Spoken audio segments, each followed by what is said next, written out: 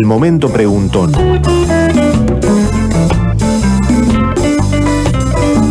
Entrevista en ABC.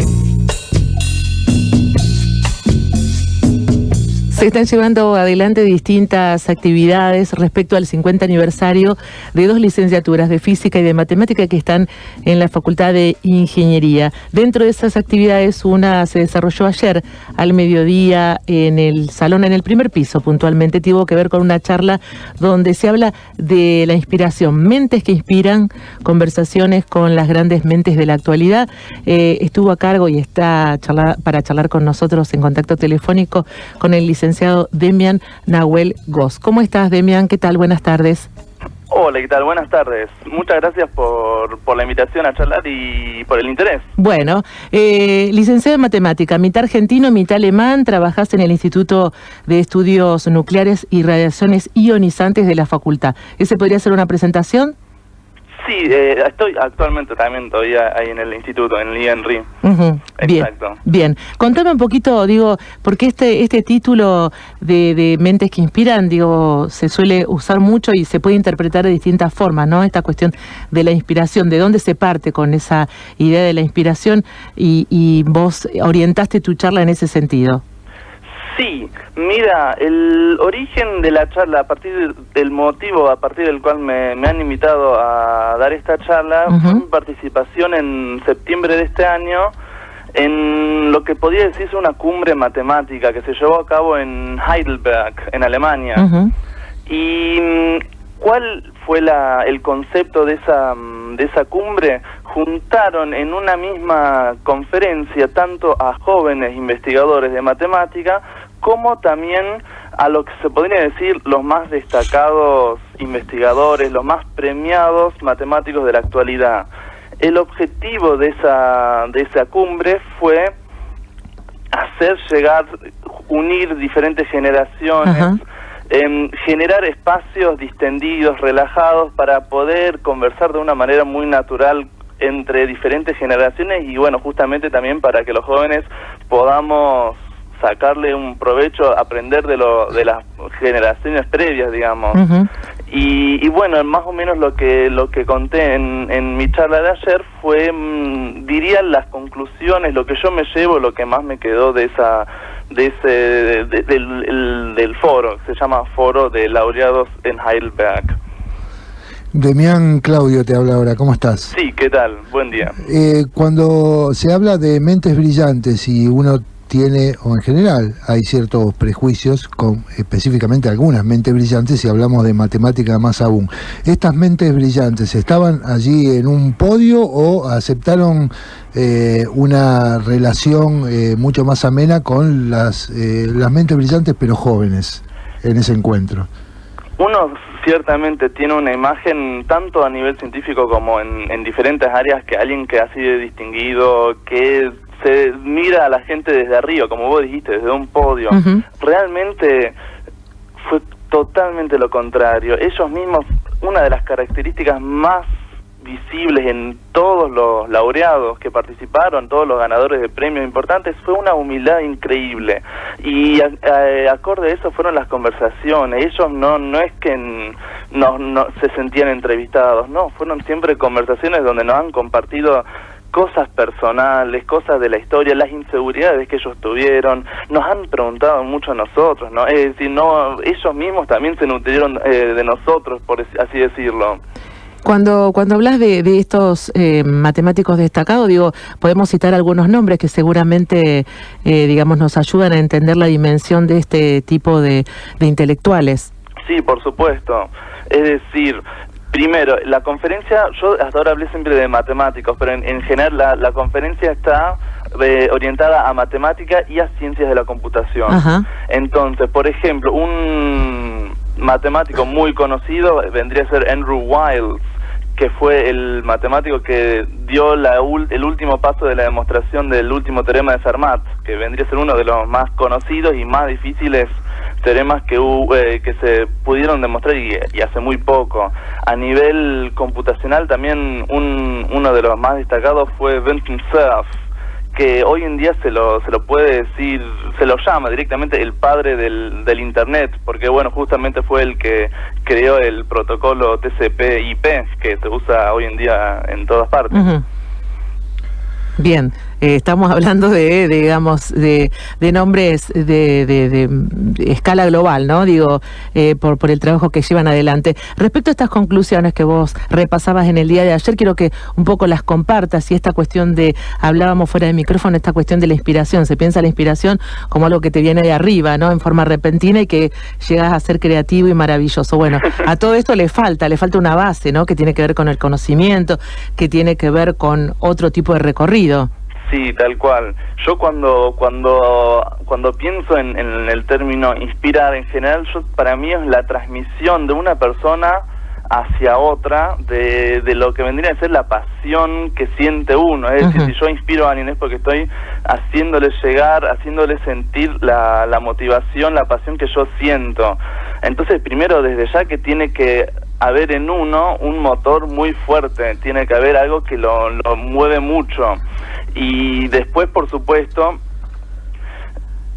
esfuerzo, porque toda pasión sin un esfuerzo, sin una disciplina, sin una dedicación, no lleva aprendizaje, no lleva crecimiento. Entonces, desde ya que para poder inspirar, para inspirarse, uno tiene que trabajar muchísimo, dedicarle mucho. Y también una de las conclusiones que me han dicho muchísimo de los laureados, Demian, vos trabajás en lo que te gusta, porque si no trabajás en lo que te gusta, lo que te apasiona, no vas a distinguirte, no vas a hacer nada, porque justamente los pasos fuertes, los cambios en el mundo se hacen por gente que está apasionada de lo que está haciendo.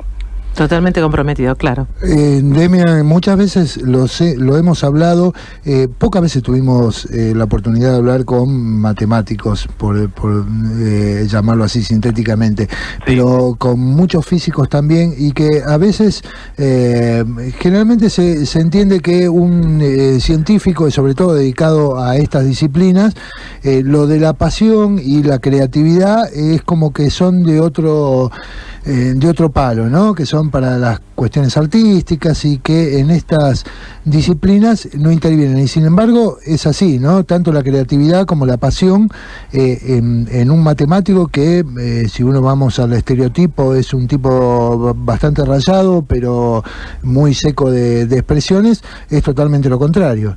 Rayado, me decís.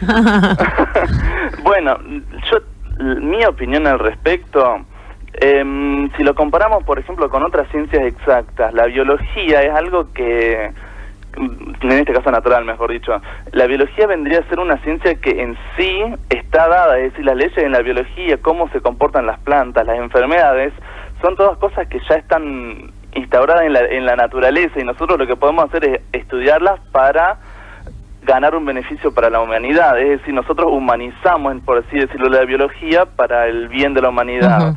En el caso de la matemática es una creación 100% humana. Todo, absolutamente todo lo que se tenga como resultado matemático salió 100% de la cabeza de uno o muchísimos matemáticos. Entonces ahí la creatividad es, en mi opinión, 100%. No, la creación de la matemática fue 100% humana. Entonces ahí yo opino completamente diferente a la opinión general que se tiene de matemática, obviamente. No, sí, por eso era para ponerla en cuestión, precisamente. Pero incluso, también por lo que vos decías, deberíamos aclarar también que un matemático no es el que está aislado del mundo, ¿no? La matemática, como vos decís, es una creación puramente humana, pero que trata de poner una matriz de entendimiento para lo que nos rodea, ¿no? Por lo menos una interpretación que permita operar sobre esa realidad. La matemática y la física, por ejemplo, tienen una relación, y creo que vos trabajás en eso, ¿no?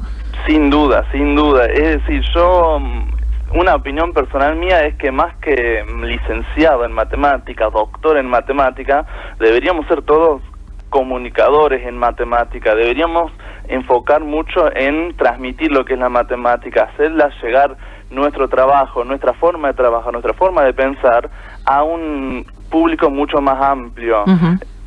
Como vos decís, un matemático no trabaja de manera encerrada, sin contacto con el mundo. Con respecto a eso, una anécdota muy curiosa, graciosa de uno de los laureados, Shigefumi Mori se llama, el actual presidente de la Organización de Matemática Internacional. Y él me dijo, mira, cuando yo le pregunté, ¿cómo fue que empezaste a estudiar matemática? ¿Cómo lo elegiste? Y me dijo, mira, fue un error total. Me dijo, yo pensaba que para ser matemático no tenía que interactuar con personas, y yo era muy tímido, me daba mucha vergüenza, alguien me hablaba y ya me ponía rojo, entonces elegí esa carrera. Por eso, sí, esa es la razón. Y uno me dijo, mira, y ahora mírame a mí, hoy me dedico a hablar, es decir, hoy en día mi trabajo es hablar y hablar y hablar con gente en todo el mundo, o sea, mirar las vueltas de la vida. Por ahí leía, buscando algo de información sobre vos, también tu anécdota, ¿no? De cuál fue alguno de los puntos, de las circunstancias que te hicieron tratar de, creo que algún libro por ahí que leíste que te hicieron inclinar un poco por la matemática también, ¿no?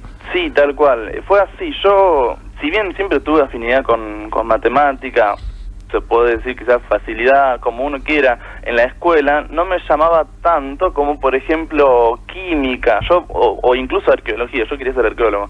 Pero bueno, luego en un momento leí un libro que se llama Códigos Secretos, que, bueno, cuenta un poco lo que vendría a ser la historia de la criptología, del criptoanálisis, que es codificar textos para que uno no los pueda leer, o bueno, el que uno desee que no lo lea, no lo pueda leer, y qué métodos hay para hacer esas codificaciones. Algo muy habitual y que nos rodea permanentemente hoy, ¿no? Hoy la cuestión de la computación, claro. Exactamente. Sí, me hacía acordar a... bueno, yo no soy matemático y ni podría hacerlo tampoco, aún cuando hubiera alguna equivocación como la que te contaron allí en Alemania, pero me acuerdo de algunos cuentos de Edgar Allan Poe que también referían a la criptografía, ¿no? Y también sos árbitro de fútbol. Vaya combinación, sí. ¿No? Como para desactivar cualquier tipo de prejuicio respecto de lo que son los matemáticos. Exacto, sí, es decir, por supuesto que se podría decir también que es para mí una forma de equilibrio, de tener diferentes enfoques a la vida que son más opuestos a simple vista, porque por supuesto el arbitraje es un trabajo 100% social, uno se confronta con situaciones también muy conflictivas que en la matemática no existen las situaciones conflictivas. Entonces en ese sentido sí contrasta mucho una dedicación con la otra. Sin embargo, hay matemáticas que abrevan en esto, porque uno supone, alguna vez escuchaba, o muchas veces escuchamos, la matemática es una ciencia exacta, pero también la matemática abreva en estas cosas que tienen que ver con precisamente lo que no es exacto, lo que es caótico, o por lo menos las tendencias más o menos contemporáneas. Sí.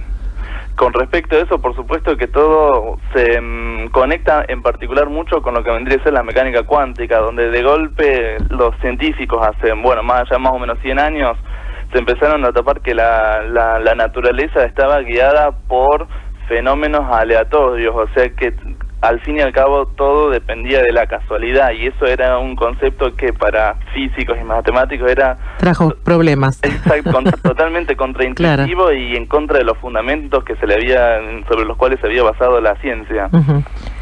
Demian, me gustaría retomar esta cuestión de inspiración y el contacto seguramente que tenés con los chicos que tuviste en el día de ayer. Digo, ¿cómo se vive, digamos, o vos también como joven que sos, digo, esta cuestión de entender ese proceso y que la inspiración puede ser el puntapié inicial, pero necesita todos los otros elementos? Mira, yo justamente la charla de ayer, yo la había pensado principalmente para los estudiantes, por un lado para hacerles llegar mi experiencia a todos aquellos que no pudieron ir, pero también para motivarlos a ellos, para que se animen, para que se postulen. Hubo muchas lecciones de vida que quizás uno como chico no lo tiene tan presente, y uno tiene muchos complejos personales y siente que es el único, y bueno, lo que uno termina enterándose es que somos todos así, y en particular los más grandes de los grandes también han pasado por las mismas situaciones. Es decir, por ejemplo, En mi facultad tuve muchas veces alumnos que se han sentido inseguros porque se habían postulado a una beca y no se la ganaron, o porque querían, o se postularon a un concurso docente para estudiantes y no quedaron en el listado de méritos donde ellos esperaban. Y conversando con los laureados, más allá de que yo mismo pasé por exactamente lo mismo un montón de veces y he pasado un montón de fracasos, si se puede llamar así, los mismos laureados han contado exactamente las mismas experiencias. En particular uno, Manuel Blum, me dijo: mira, Demian, yo soy un especialista en algo, yo soy un especialista en que me rechacen trabajo científico. Entonces, bueno, ayuda mucho a sentirse un poco más seguro de sí mismo si uno sabe que los grandes líderes, las grandes mentes, siguen hoy en día incluso pasando por los mismos problemas. Y además que el fracaso es también un aprendizaje, ¿no? Sin duda es un paso más para adelante para un aprendizaje, de hecho él me dijo eso: me han rechazado un trabajo una vez, 2 veces, 3 veces, y hoy en día, como me obligaron a trabajar un poquito más y a trabajar un poquito más, estoy mucho más satisfecho del resultado que obtuve que el resultado original. Sacaron lo mejor de mí, dijo. Por así decirlo. Claro, claro. El campo de la matemática, hay y seguimos hablando de los prejuicios, ¿no? Hay muchos, ya desde, podemos decir, desde la primaria, ¿no? Es el gran cuco la matemática, la materia, y esto probablemente, porque las estadísticas muestran que no hay muchos que sigan licenciatura en matemática, por ejemplo, esto un poco que conspira con a lo mejor gente que tiene capacidad o una inclinación natural, pero que se encuentra con esa barrera que tiene que ver con el prejuicio de que es una cosa hiper difícil, o como vos tuviste también la oportunidad de comprobar que no es cierto, que es solamente para unos genios que no pueden estar a la vuelta de la esquina, ¿no? Hay problemas, por ejemplo, en países como Argentina respecto de la divulgación, la comunicación, de que la matemática también puede ser divertida, que implica desafíos que también traen goce como cualquier otra área del conocimiento. ¿Hay alguna falencia ahí respecto de impulsar, incentivar, acompañar a aquellos que quieran hacerlo o despertarles la curiosidad, ¿no? Sin duda que lo hay, sin duda, y en particular sí, en Argentina yo veo mucho ese prejuicio, tanto que la matemática es para genios, de que tenés que ser una mente brillante para poder estudiar algo así, como también ese cuco de decir, matemática es algo imposible, no, también la idea de decir, hoy en día también muchas veces siento que hay mucha gente que lo dice como con orgullo: yo era malo en matemática.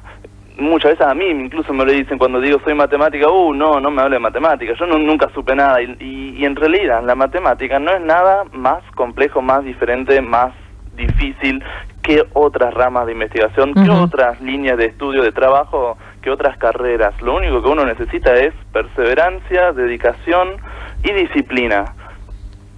Y respecto del campo laboral, porque uno puede imaginar, estuvimos hablando recién, la física, hoy en día hay muchos campos laborales que son interdisciplinarios, ¿no?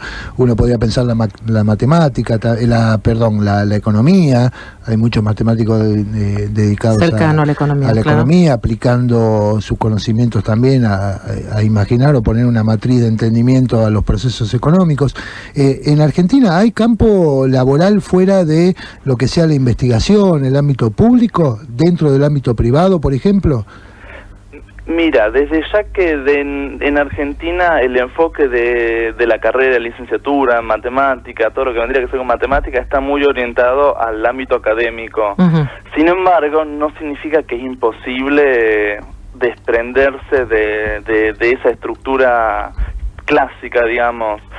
Lo que nuevamente necesita, lo que uno necesita para eso de nuevo es atreverse, jugársela, buscar, abrirse el camino. No es algo, no lo vas a tener servido. Es decir, si vos querés hacer algo, no va a venir a decirte acá, te ofrezco un trabajo en esta empresa. No, tenés que abrirte las puertas. Y en ese sentido, una de las frases que más me marcó de esta conferencia de la cumbre matemática en Alemania, me la dijo justamente un investigador que me dijo: Demian, ustedes, bueno, fue un grupo, por supuesto, ustedes tienen que buscar ideas que cambien al mundo.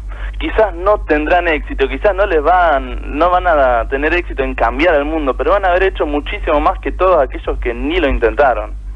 Y eso más o menos vendría a ser, conectaría también con lo que me estás diciendo, es decir, quizás acá en este momento no hay mucho desarrollo en matemática, más allá del ámbito académico, pero si no nos ponemos a abrir las puertas, tampoco nunca lo va a haber.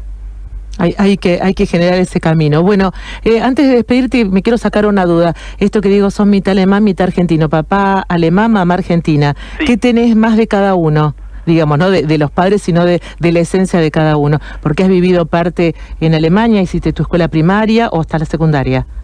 Hice hasta la secundaria en Alemania y terminaste acá. Tal cual, hice el último año acá en Argentina, en Rosario. Ajá.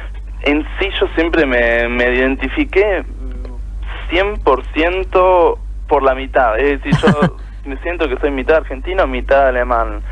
El que me conoce de vista sabe que la pinta me delata y que soy un alemancito 100% por fuera, pero por dentro también siempre tuve un corazón muy argentino. Se ve más que nada reflejado cuando hay partido de fútbol, siempre hincho por la selección argentina en los mundiales y demás, así que en ese sentido yo siempre digo soy mitad y mitad. Mitad y mitad, vos que sos matemático 50 y 50. Exacto. Bueno, gracias por la charla, un gusto, quedamos en contacto. Desde ya, muchísimas gracias nuevamente por tenerme en cuenta y muchísimas gracias por la conversación, la pasé muy lindo. Bueno, chao, muchas gracias, hasta luego. Hasta luego. Chau, hasta luego. Conversábamos con el licenciado Demian Nahuel Goss, es quien daba la charla de ayer, Mentes que Inspiran, en el contexto del 50 aniversario de la licenciatura de Física y Matemática de nuestra universidad.